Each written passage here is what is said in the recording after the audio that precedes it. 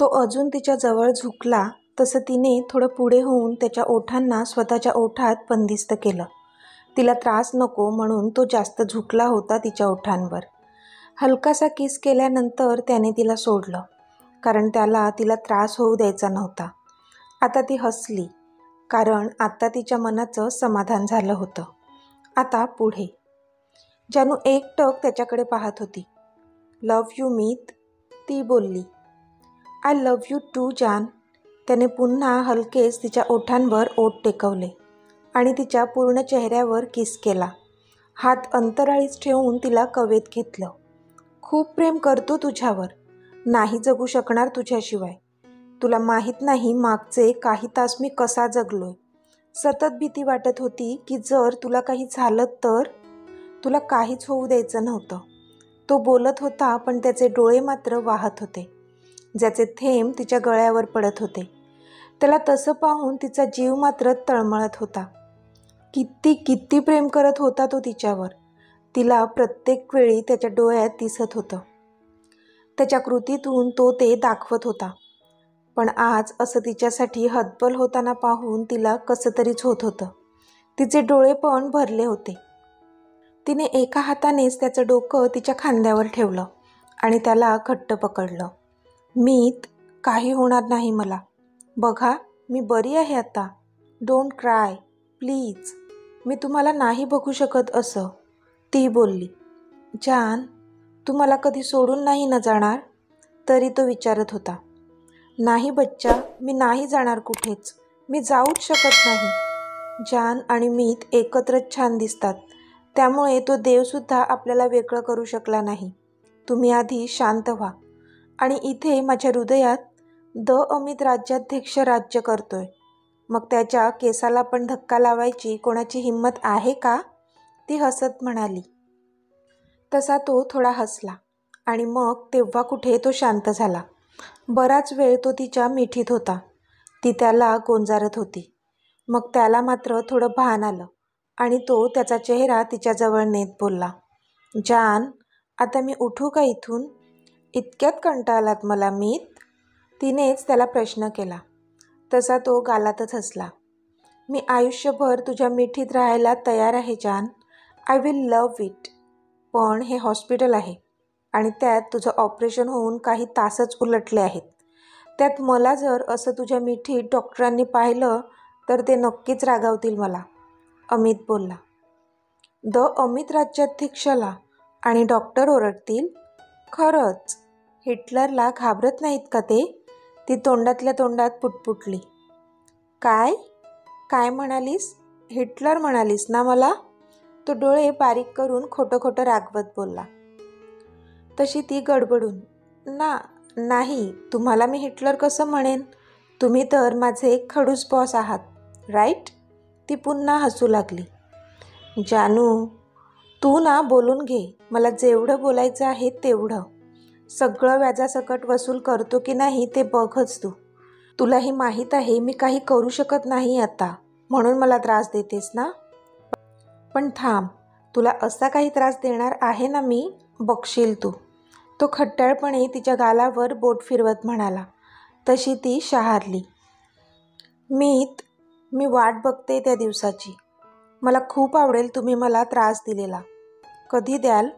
तिच्या आवाजात थोडा ओलावा होता आणि डोळ्यात त्याच्यासाठी असलेली ओढ, जी तो स्पष्टपणे बघू शकत होता.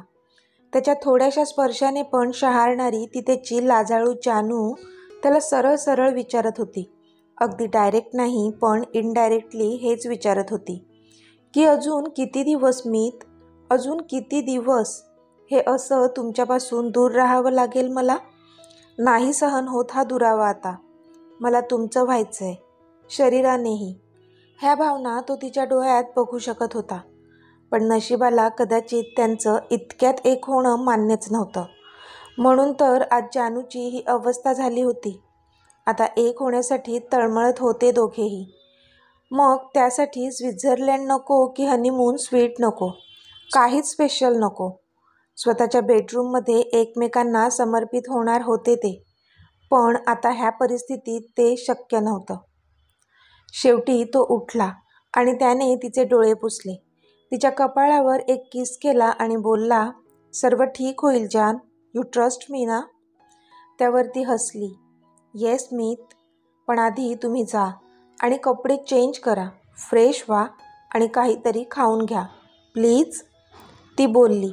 कारण कालपासून त्यांनी काही खाल्लं पण नव्हतं आणि तो त्याच कपड्यात होता हे तिला आता आठवलं होतं. तशी त्याने पण होकारार्थी मान हलवली. इतक्यात डॉक्टर आत आले. Hello Mrs Rajyadhyaksha, how you feeling now? Doctor बोलले. येस डॉक्टर, फीलिंग बेटर, ती पण हसून बोलली. मग त्यांनी तिला चेक केलं आणि अमितला त्यांच्या केबिनमध्ये बोलावलं. Yes doctor, everything is okay ना? अमितने विचारलं. Yes Mr Amit, your wife is absolutely fine now. पण आत्ताच इतकं मोठं ऑपरेशन झालं आहे, स्टिचेस पण आहेत, सो त्यांना 2 महिने तरी कंप्लीट आराम हवा आहे आणि ह्या 2 महिन्यात तुम्ही फिजिकली जवळ येणार नाहीत ही काळजी घ्यावी लागेल तुम्हाला, कारण भावनेच्या भरात जखम चिघळू शकते. यू अंडरस्टँड ना व्हॉट आय एम सेईंग? डॉक्टरांनी विचारले. Yes doctor, I will take care of it, Amit बोलला. मग डॉक्टरांनी काही प्रिस्क्रिप्शन लिहून दिली औषधांची आणि 7-8 दिवसांनी डिस्चार्ज देऊ हे पण सांगितलं. अमित आता फ्रेश होऊन आला होता. मॉमने त्याला घरून आणलेलं जेवण दिलं. त्याने ते जेवून घेतलं. त्याने सगळ्यांना घरी पाठवून दिलं होतं आणि तोच ह्या 8 दिवसात त्याच्या जानूकडे थांबणार हेही सांगितलं होतं त्याने. त्या 8 दिवसात त्याने जानूची चांगलीच काळजी घेतली होती. शेवटी तो दिवस उजाडला आणि आज जानूला डिस्चार्ज मिळणार होता. जानू खूप खुश होती. कंटाळा आला होता तिला ह्या हॉस्पिटलच्या वातावरणाचा. त्यातल्या त्यात तिचा मीत सोबत होता म्हणून एवढं काही जास्त जाणवलं नव्हतं तिला. पण आत्ता घरी जाणार आहे ह्या विचारानेच मनात आनंदाच्या उकळ्या फुटत होत्या. अमित जानूला घेऊन खाली आला. रॉनी गाडी घेऊन आधीच रेडी होता. अमितने काळजीपूर्वक जानूला गाडीत बसवले आणि मग तिच्या बाजूला सावकाश बसला. रॉनी, ड्राईव्ह स्लोली, ओके, त्याने रॉनीला इन्स्ट्रक्शन्स दिल्या. येस बॉस, तो बोलला आणि गालातच हसला. तो विचार करू लागला की 8 दिवसांपूर्वी हीच गाडी होती आणि हेच ते दोघे मागे होते. पण तेव्हा मात्र बॉस अक्षरशः गाडी पळवायला सांगत होता त्याला, कारण तेव्हाची परिस्थिती वेगळी होती. आणि आज पण तीच गाडी आहे आणि पाठी बसलेले पण ते दोघंच आहेत. पण आज त्याचा बॉस त्याला गाडी हळू चालवायला सांगत होता, कारण आजची परिस्थिती ही वेगळी होती. त्याच्या लाडक्या बायकोला कोणताही त्रास झालेला त्याला चालणार नव्हता. रॉनीने एकदा फ्रंट मिररमधून पाहिले तर जानू अमितच्या खांद्यावर डोकं ठेवून आरामात झोपली होती. त्यांना तसं बघून त्याला बरं वाटत होतं, कारण त्याचा बॉस आता खुश होता आणि अजून त्याला काय हवं होतं. आता त्यांची गाडी राज्याध्यक्ष हाऊसमध्ये पोहोचली होती. मॉम आरतीचं ताट घेऊन दारातच उभी होती. त्यांनी जानूला ओवाळलं आणि आत यायला सांगितलं. जानूचे तर डोळे भरून आले होते. तिने हळूच भरलेल्या डोळ्यांनी अमितकडे पाहिलं. तो मात्र गालात हसत होता, पण डोळे पाणावलेले त्याचे. सगळ्यांचे डोळे आज डबडबले होते, पण ते अश्रू आनंदाचे होते. जानूला तर तिच्या नशिबाचा हेवा वाटत होता. तिचा मीत तर तिच्यावर प्रेम करत होताच, पण त्याचे मॉम डॅड पण तिच्यावर जीव ओवाळून टाकत होते. ह्याआधी तिच्या नशिबात एवढं प्रेम कधीच तिला मिळालं नव्हतं. तिच्या सावत्र आईने नेहमीच तिचा छळच मांडला होता. थोडेफार प्रेम तिच्या बाबांकडून मिळत होतं, ते पण देवाने तिच्याकडून हिरावून घेतलं होतं, जेव्हा तिच्या बाबांच्या डोक्यावर परिणाम झाला होता आणि ते हॉस्पिटलमध्ये होते कित्येक वर्ष. म्हणायला अंश होता, पण तो पण छोटाच होता आणि नंतर तो हॉस्टेलमध्ये होता. त्यानंतर तिने एकटीनेच तिचं आयुष्य काढलं होतं. त्यावेळी मधूने तिची साथ दिली होती, अगदी एका बहिणीसारखी. म्हणून आज ही सगळी प्रेमळ नाती मिळालेली बघून जानू भारावून गेली होती. मग अमित तिला आत घेऊन आला. सगळेच तिच्या स्वागतासाठी तयार होते. मॉम, डॅड, मावशी, मधू, अर्णव, अंश आणि तिचे बाबासुद्धा. बाबांना पाहून तर जानूला खूपच आनंद झाला होता. आज इतक्या दिवसांनी ती बाबांना भेटत होती, कारण हॉस्पिटलमधून डिस्चार्ज दिल्यानंतर बाबा तिच्या गावीच राहत होते. तिच्या आई आणि अंशसोबत. अमित आणि जानूने त्यांना खूप समजावलं होतं की त्यांनी राज्याध्यक्ष हाऊसमध्ये त्यांच्यासोबतच राहावं. पण शेवटी एका मुलीच्या बापाला ते पटलं नव्हतं आणि त्यांनी गावी जाण्याचा निर्णय घेतला होता. आर्थिक मदत घेण्यासाठी पण ते नकारच देत होते. पण जानूने त्यांना समजावलं होतं की ती त्यांची मुलगी आहे आणि ती तिच्या बाबांना आर्थिक मदत करू शकते. भले ती राज्याध्यक्षांची सून असली तरी तिचा जॉब ती चालूच ठेवणार होती. त्यामुळे ती स्वतः कमवत असताना तिच्या वडिलांना मदत नक्कीच करू शकत होती. आणि जोपर्यंत अंशचं शिक्षण पूर्ण होऊन तो जॉबला नाही लागत तोपर्यंत तरी ती मदत करणारच, हे तिने निक्षून सांगितलं होतं. शेवटी मुलीच्या हट्टापुढे बापाला झुकावंच लागलं होतं. जानूने तिच्या बाबांना मिठी मारली. बाबांच्या डोळ्यात पण अश्रू तरळले होते स्वतःच्या लेकीची ही अशी अवस्था बघून. मग जानू अंशला आणि बाकीच्या सगळ्यांना भेटली. थोडा वेळ हॉलमध्ये बसली होती ती. सगळ्यांसोबत गप्पा मारत होती. सगळे खूप खुश दिसत होते. आता कोणतंच दुःख नव्हतं त्यांच्या आयुष्यात. मोहन राज्याध्यक्ष आणि नैना राज्याध्यक्ष नावाची साडेसाती आता संपली होती. मग थोड्या वेळाने अमितच बोलला, चल जानू, आता खूप वेळ बसलीस.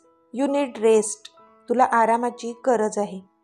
तशी ती पण उठली आणि वर जाऊ लागली.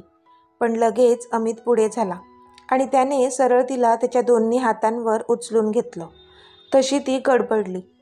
अहो, हे काय करताय? उतरवा मला खाली. मी जाईन माझी. ती बोलली. बिचारीला लाज वाटत होती. एकतर सगळेच जण बसले होते आणि त्याने तिला हे असं उचलून घेतलं होतं. पण तिचा मीत मात्र निर्लज्जासारखा बोलला, मी माझ्याच बायकोला उचललं आहे. कोणाला काही आक्षेप आहे का ह्यावर? त्याने जोरानेच विचारलं. तसे सगळेच एकसाथ बोलले, नाही, आम्हाला काहीच आक्षेप नाही. आम्हाला तर काही दिसत पण नाहीये. You both carry on. चालू द्या तुमचं. तसा तो गालातच हसला. पण जानूला मात्र आता कुठे पळून जाऊ की काय असं वाटत होतं. ती डोळे बारीक करून त्याच्याकडे पाहत होती. पण त्याने मात्र तोंडाचा चंबू करून तिला एक गोड फ्लाइंग किस दिली आणि सरळ चालत चालत वर चढून गेला त्यांच्या बेडरूमच्या दिशेने. त्याने त्यांचं बेडरूमचं दार उघडलं. तिला आत घेऊन आला. आत अंधार होता. मीत लाईट्स?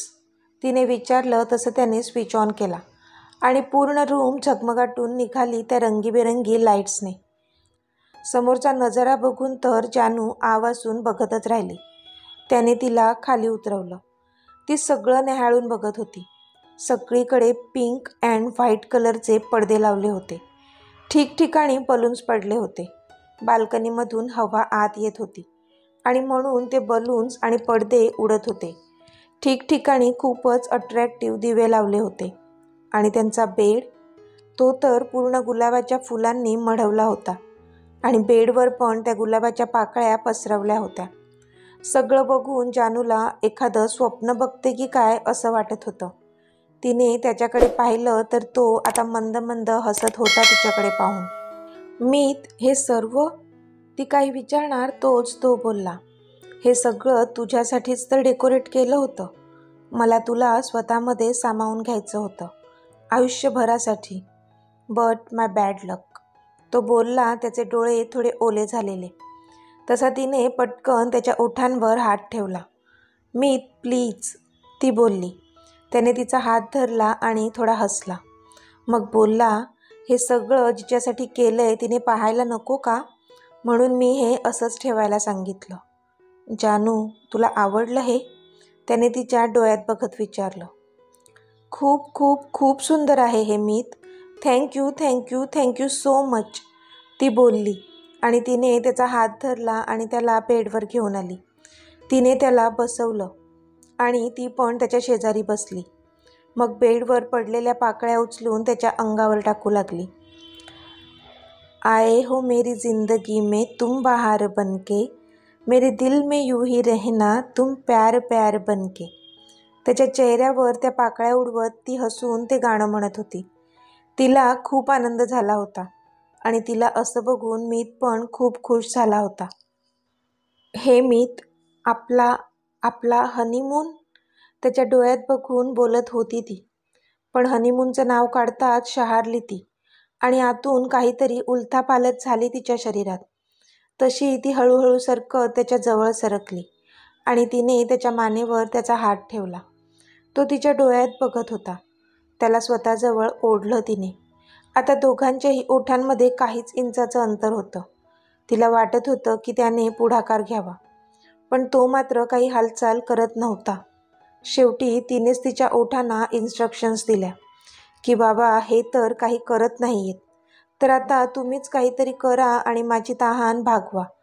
आणि त्या ओठांनी पण त्यांच्या मालकिणीची ऑर्डर फॉलो करत त्याच्या ओठांना बंद केले, तिच्या त्या गुलाबी ओठांमध्ये. आणि आनंद घेऊ लागले ते पण त्या खूप गोड चवीचा. शेवटी त्याने पण त्याचा हात तिच्या पाठीवर ठेवून तिला अजून जवळ ओढलं आणि पूर्ण प्रतिसाद देऊ लागला तो. दोघेही असे एकमेकांमध्ये गुंतले जसं काही ह्या एका किसवरच त्यांचं पूर्ण आयुष्य अवलंबून आहे. पण जसं तिने त्याच्या शर्टचं एक एक बटन ओपन करायला सुरुवात केली तसा तो भानावर आला आणि त्याने तिला स्वतःपासून दूर केलं. नो जानू प्लीज, तो स्वतःचे श्वास कंट्रोल करत बोलला. ती पण स्वतःचे वाढलेले श्वास कंट्रोल करत होती. मीत, काय झालं? का थांबवलंत मला? I want you. I want to be yours right now. मला तुम्ही हवे आहात. मला तुमचं व्हायचं आहे आत्ताच, ती थोड्या खालच्या स्वरात म्हणाली. तसे त्याने डोळे मिटले. त्याला तिची अस्वस्थता कळत होती. त्याची पण अवस्था काही वेगळी नव्हती, पण ह्या क्षणांसाठी त्यांना अजून थोडे दिवस तरी वाट पाहावीच लागणार होती. त्याने दीर्घ श्वास घेतला आणि बोलला, नो जानू, आता तुला आराम करायला हवा. तू पटकन फ्रेश हो, तोपर्यंत मी बेड साफ करून ठेवतो. नका ना साफ करू बेड, आपण असंच झोपूयाच ह्या पाकळ्यांवरच, आवर स्पेशल नाईट, ती बोलली. जानू, तुला कळत कसं नाही? ऑपरेशन झालंय तुझं. आत्ता कुठे 8 दिवस झालेत. तुला आरामाची सक्त गरज आहे. सांगितलेलं का ऐकत नाहीस तू? जा आधी फ्रेश होऊन घे, मी बेड साफ करून घेतो. तो थोडा ओरडलाच तिच्यावर. ती मात्र तोंड बारीक करून बाथरूममध्ये गेली. रडायलाच आलं तिला. अमितला पण तिला असं बोलताना वाईट वाटत होतं, पण त्याचा नाईलाज होता. डॉक्टरांनी सांगितल्याप्रमाणे पुढचे 2 महिने तरी त्यांना कळ काढावी लागणार होती. पण तो इतक्यात हे जानूला सांगू शकत नव्हता, कारण त्याला तिची काळजी वाटत होती. आधीच ती इतकी अधीर झाली होती आणि त्यात पुढचे 2 महिने ती त्याच्या जवळ जाऊ शकणार नाही हे ऐकून ती जास्तच अपसेट झाली असती. म्हणून तिला नंतर सांगू असं ठरवलं होतं त्याने. मग त्याने कमलाताईंना सांगून तो बेड साफ करून घेतला. स्टाफला बाहेरचा तो काऊच पुन्हा आत आणून ठेवायला सांगितलं. आता तो जानूची वाट पाहत बसला तिथेच. पण मॅडम काही अजून बाथरूममधून बाहेर येत नव्हत्या. राग आला होता ना आम्हाला. शेवटी तोच बाथरूमच्या डोअरजवळ गेला आणि त्याने नॉक करून विचारलं, जानू, आर यू ओके? बिचाऱ्याला काळजी वाटत होती, पण आतून काहीच आवाज आला नाही. त्याने पुन्हा आवाज दिला, जान. तशी आत गाल फुगवून बसलेली जानू उठली आणि दार उघडून बाहेर आली.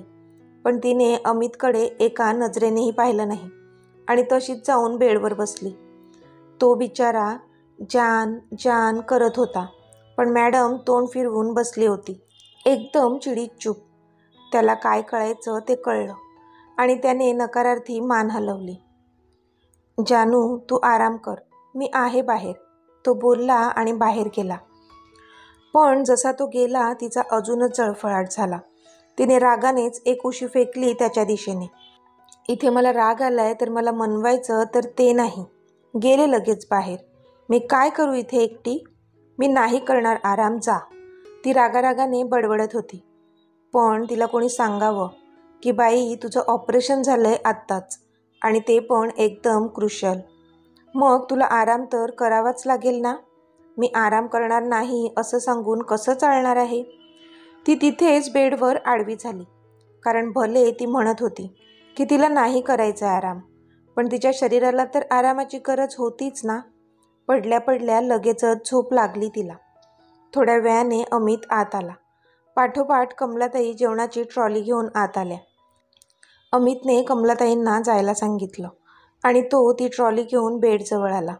त्याने पाहिलं तर जानू गाढ झोपली होती. तो तिच्या शेजारी जाऊन बसला. झोपेत एखाद्या लहान बाळासारखी निरागस दिसत होती ती. तिला पाहून तो गालातच हसला. त्याने तिच्या केसांमधून हात फिरवला आणि तिला हलके थोपटू लागला. तिला उठवावंसं वाटत नव्हतं त्याला, कारण ती शांत झोपली होती. पण थोडी चुळबुळ केली तिने आणि तिच्या केसांवरून फिरणारा त्याचा हात तिच्या हातात घेऊन स्वतःच्या गालावर ठेवला आणि तो घट्ट पकडून दुसऱ्या कुशीवर झोपली ती. तसा अमित गालातच हसला. तर मित्रमैत्रिणींनो, आजचा भाग तुम्हाला कसा वाटला ते मला कमेंटमध्ये सांगा. आणि जर आवडला असेल तर व्हिडिओला लाईक करा, शेअर करा आणि चॅनलला सबस्क्राईब करून बाजूची घंटी नक्की दाबा. चला तर भेटूया आपल्या पुढच्या भागात. तोपर्यंत धन्यवाद.